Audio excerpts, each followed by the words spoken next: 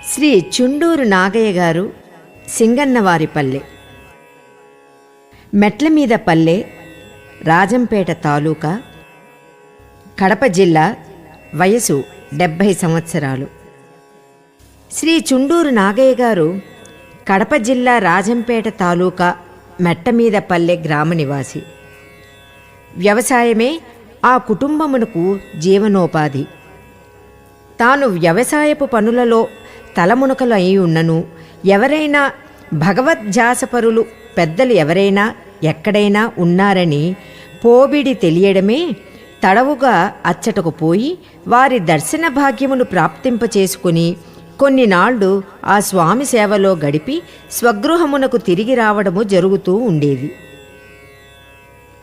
ఇంటిలోని వారు ఈయన రాకడపోకడలకు ఎంత విసుక్కున్ననూ లెక్క చేయక తన ధ్యాసలో తాను ఉంటూ కాలమును వెళ్లబుచ్చుచుండేవాడు. ఎచ్చటకు పోయినను, ఎవరిని దర్శించుకొన్నను భగవత్స్వరూపుని దర్శన భాగ్యముగా ఎంచుకొన్న తన లక్ష్యము నెరవేరలేదని అసంతృప్తితో ఉంటూ ఉండేవారు. ఆ సమయములో కొంగనపల్లి గుంతకల్లు దగ్గర గురువు పూజ్యులు మల్లేశ్వరుడున్నారని తెలుసుకున్నవారై అచ్చటికి ఎవరికీ చెప్పకుండా హుటాహుటిన బయలుదేరిపోయి 3 నెలలు గడిపినారు. ఆ గ్రామ సమీపమున ఉన్న అవధూత తిక్కనారాయణ స్వామి గారిని కూడా దర్శించుకున్నారు.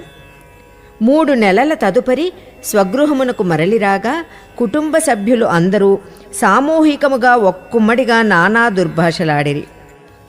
అంతటితో నాగయ్య గారి హృదయము ముక్కచెక్కలై అచ్చట నిలువలేక తమ గ్రామస్తులతో సోమశీల వద్దనున్న శ్రీ తిరుపాల్రెడ్డి గారి ఆశ్రమములో జరుగుచున్న సాధు సంఘ మహోత్సవములను చూచుటకు ప్రయాణమైపోయినారు.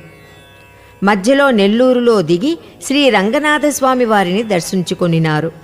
దైవ సాన్నిధ్యమునందు కొంత తడవు గడిపి బయటకు వచ్చుసరికి గుడి ముందు టెంకాయలు అమ్ముకొనుచున్న మహాతల్లి వీరందరినీ చూచి వారి ప్రయాణపు వివరములను తెలుసుకున్నవారై వారి మధ్యలోనున్న నాగయ్య గారితో, నాయన, ఇవి ఉత్తుత్తి బూటకాలు. ఈ కలియుగమునకు సాక్షాత్ భగవత్ స్వరూపులు వేంచేసి ఉన్నారు. వారే వెంకయ్య స్వామివారు. వారు గొలగమూడిలో ఉన్నారు. వారిని దర్శించి తరించమని సెలవిచ్చినారు. ఆ తల్లి ప్రవచనములు అమృతవాక్కులుగా నాగయ్య గారి హృదయమందు హత్తుకుపోయినవి. అంతే, ఆ క్షణము నుండి ఆ తల్లిచే చెప్పబడిన ఆ భగవదవతారుని దర్శనము కొరకు మనస్సు ఉవ్విళ్ళూరుతూ ఉరవడులెత్తుతున్నను తన తోటివారిని విడిచిపెట్టి వారిని నిరుత్సాహపరచలేక శ్రీ తిరుపాలరెడ్డి గారి ఆశ్రమమునందు జరుగు సాధు సంఘ మహోత్సవములకు హాజరైనారు. కార్యక్రమానంతరము పెన్నబద్వేలుకు పోయి గురుదేవుల శిష్య శిఖామణి శ్రీ చలమానాయుడు గారిని కలుసుకుని గురుభగవానులు ఉనికి తెలుసుకుని నేరుగా గొలగమూడికి ప్రయాణమైనారు.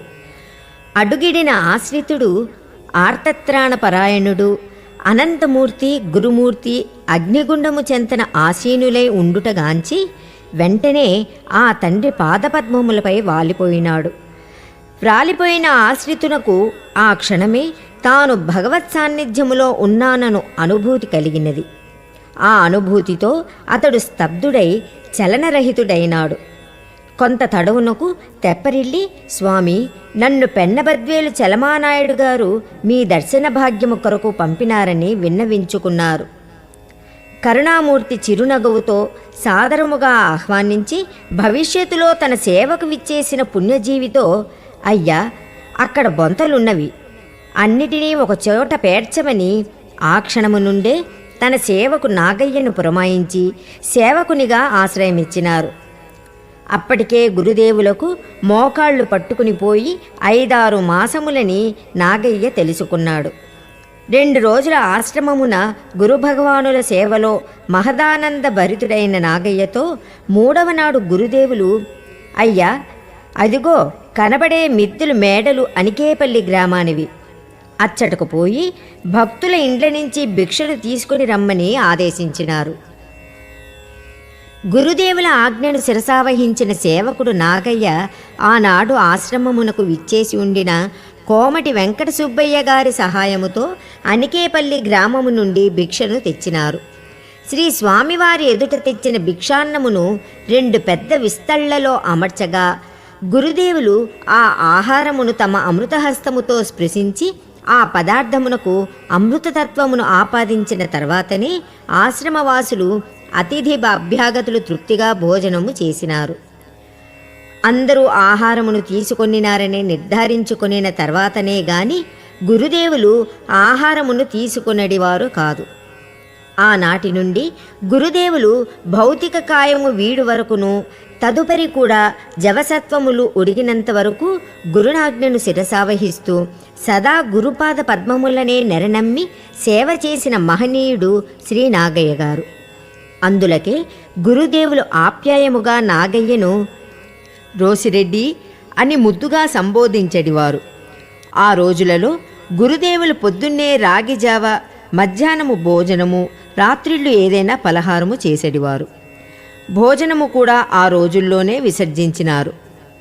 ఆ కాలములో గురుపాద సన్నిధిన వెంకటయ్య దక్షిణాది రమణయ్య, మల్లెం వెంకయ్య, పూజ్యశ్రీ మాతాజీ తులసమ్మ, వక్కమ్మగారులు ఉండేవారు. తర్వాత కొంతకాలమునకు వీరితో పట్టపురాయి గోపాలయ్య కలుసుకున్నారు. తదుపరి కొన్ని నాళ్లకు నాగుల వెల్లటూరు వాస్తవ్యులు శ్రీ వేలూరు రామానాయుడు చింతలాత్మకూరు వాస్తవ్యులు శ్రీ సోంపల్లి రామానాయుడు గారులు కూడా గురుసేవా భాగ్యమునకు నోచుకొనినారు. శ్రీ ముదిగేటి నారాయణస్వామి, పెన్నబద్వేలు వాస్తవ్యులు చలమానాయుడు గారులు వస్తూ పోతూ ఉండేవారు. నెల్లూరు దర్గామిట్ట కొండాయపాళెం గేటు వద్ద ప్రస్తుతము పోలీస్ బాయ్స్ హాస్టల్ నిర్మించి ఉన్న స్థలములో కీర్తిశేషులు పూజ్యులు దీనజన బాంధవుడు ఏనుగు పట్టాభిరామిరెడ్డి గారు వేసిన సాలలలో గురుదేవులు బిగిన 8 మాసములు అహోరాత్రములు యజ్ఞగుండములు వేసి ఇక్కడ పెద్ద భవంతులు లేస్తాయి అని సెలవిచ్చినారు.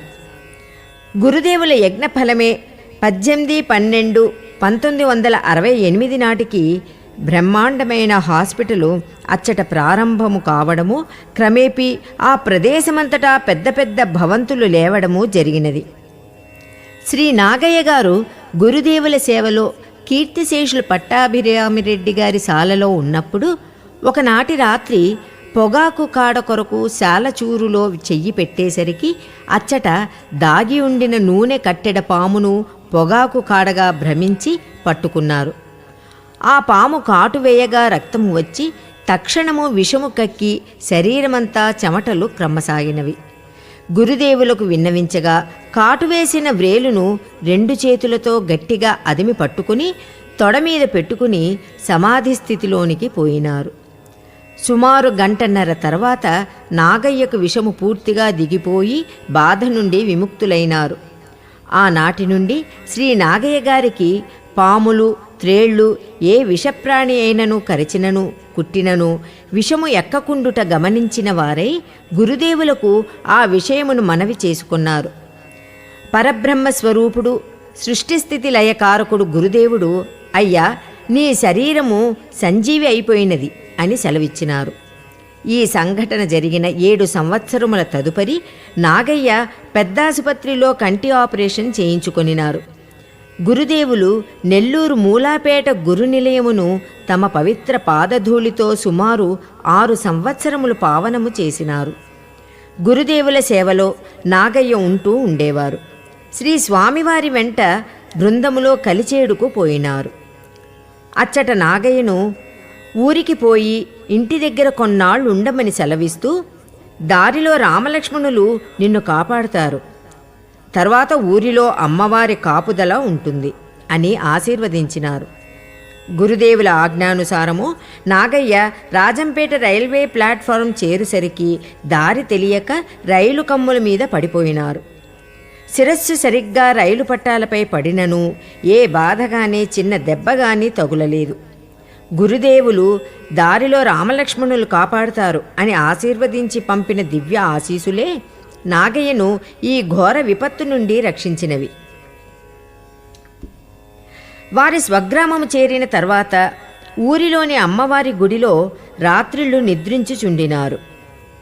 ఒకనాడు గాఢ నిద్రలో ఉన్నప్పుడు ఏ విషజీవి కరచినదో పొద్దున లేచేసరికి కాలు వాచి బాధించసాగినది. గురుదేవుల నామజపముతో బాధ ఉపశమనమైనది. ఏటిలో స్నానము చేసి ఇసుకతో బాగుగా గాయమున్న స్థలములో రుద్దినారు. సాయంత్రమునకు వాపు బాధ తగ్గిపోయినవి. గురుదేవులు ఊరిలో అమ్మవారు కాపుదల ఉంటుంది అని ఆనాడు తన శిష్యునికి ప్రసాదించిన అభయమే ఈనాడు నాగయ్యకు ఏ విపత్తు కలుగక ఏటి ఇసుకతో బాధా విముక్తుని గావించినది. కొన్నాళ్ల స్వగ్రామమున గడిపిన సేవకుడు స్వస్థానమునకు అనగా గురుపాద సన్నిధికి చేరుకున్నాడు. ఒకనాడు సేవలో ఉన్న సేవకుని వైపు సర్వేశ్వరుడు గురుదేవుడు తమ దివ్యదృష్టిని ప్రసరింపచేసి, అయ్యా, నీవు స్నానము చేసేటప్పుడు అక్కడ చూసుకో, కనబడుతుంది అని సెలవిచ్చినారు. మరియు రోసిరెడ్డి మీ రెండో అబ్బాయి పేరుతో చీటీ వ్రాయమని ఆదేశించి వ్రాయించి ఆ చీటీని తల కింద పెట్టుకొనమని సెలవిచ్చినారు. గురుభగవానుల ఆదేశానుసారము చీటీని తల కింద పెట్టుకుని పరుండినాడు రోసిరెడ్డి అను నాగయ్య. ఏ రోజు గురుదేవులు చీటీ వ్రాయించినారో ఆనాడే నాగయ్య రెండవ కుమారుడు వారి స్వగ్రామంలో రెండెడ్ల బండి నిండా మామిడికాయలను నింపుకుని పోతూ దారిలో సానిపాయ కనుమ ఎక్కలేక వెనక్కు వ్రాలిపోయి బండి ఎద్దులు తోలుతున్న అబ్బాయితో సహా ఏటిలో పడిపోయినారు. ఎవ్వరికీ ప్రమాదమే లేదు కదా, కనీసము గాయమైనను కాలేదు. అంత బ్రహ్మాండమైన గండము నుండి భగవానుడు తప్పించినారు. తన సేవలో నిమగ్నమయ్యున్న సేవకుని ఆశ్రితులను కూడా సర్వావస్థలయందును కాపాడు కలియుగ దైవమునకు సర్వస్య శరణాగతి. గురుదేవులు యజ్ఞగుండములు వేయుచున్నప్పుడు చెంతనున్న నాగయ్య ఇంతలావు అగ్నిగుండాల ముందు పైన వేసియున్న ఈ గడ్డి పందిళ్ళు ఎట్లా నిలుస్తాయి, ఏ క్షణము మండిపోతాయో అని ఆలోచించుకుంటూ ఆందోళనతో నిద్రపోయినాడు. ఆనాటి రాత్రి గురుదేవులకు అగ్నిగుండమునకు మధ్యన పెద్ద నది పారుచుండుటను స్వప్నములో గురుస్వామి కానుపింపచేసినారు. అంతటితో ఆయన సంశయము తీరిపోయినది. కొన్నాళ్ల తదుపరి నాగయ్య జ్యేష్ఠకుమారుడు సుబ్బయ్య గురుదేవుల దర్శన భాగ్యమును పొంది ఆ తండ్రి సేవలో పాలు పంచుకొనినాడు. గురుభగవానుల పాదపద్మముల కడనున్న సేవకుడు సుబ్బయ్య, స్వామి, రాళ్లమడుగులో పొలము కొన్నాము, తమరు ఆశీర్వదించమని ప్రార్థించుకున్నాడు. గురుదేవులు, అయ్యా, అది 1,50,000 రూపాయల ఆస్తి, మీరు నిమ్మ చెట్లు వేసుకుని ఆవుల మేపుకొమ్మని సెలవిచ్చినారు. స్వగ్రామమునకు పోయినాడు. గురుదేవుల ఆదేశానుసారము నిమ్మ చెట్లు నాటలేదు. 4 సంవత్సరముల తదుపరి గురుదేవుల ఆజ్ఞతో నాగయ్య స్వగ్రామమునకు పోయినాడు. పొలములో నిమ్మ చెట్ల నాటకుండుట చూచి వెంటనే నిమ్మ మొక్కలను తెప్పించి గురునామ జపముతో ఆ పొలములో నాటించినాడు. శిష్యుని కుటుంబము తన ఆదేశములను ఆచరించలేదు. అయినను ఆ కుటుంబ ఉజ్వల భవిష్యత్తు కొరకుగా తన శిష్యుని అచ్చటకు పంపి ఆయనచే ఆ కార్యమును నిర్వహింపచేసి వారిని కృతార్థులను చేసినాడు దయామయుడు మన గురుదేవుడు. తన ఆశ్రితులనే కాదు, ఆశ్రితుల ఆశ్రితులను కూడా సర్వకాల సర్వావస్థలయందును కాపాడు కలియుగ దైవమే మన గురుదేవులు భగవాన్ శ్రీ శ్రీ శ్రీ వెంకయ్య స్వామివారు. గురుదేవుల సేవలో పునీతుడైనాడు నాగయ్య. గురుదేవుల ఆజ్ఞానుసారము గురు భగవానుల భౌతిక కాయము వీడు వరకే కాదు, తదుపరి కూడా జవసత్వములు ఉడికినంత వరకు శ్రీ స్వామివారి భిక్షాన్న కార్యక్రమమును కొనసాగిస్తూ ఉండినారు. గురు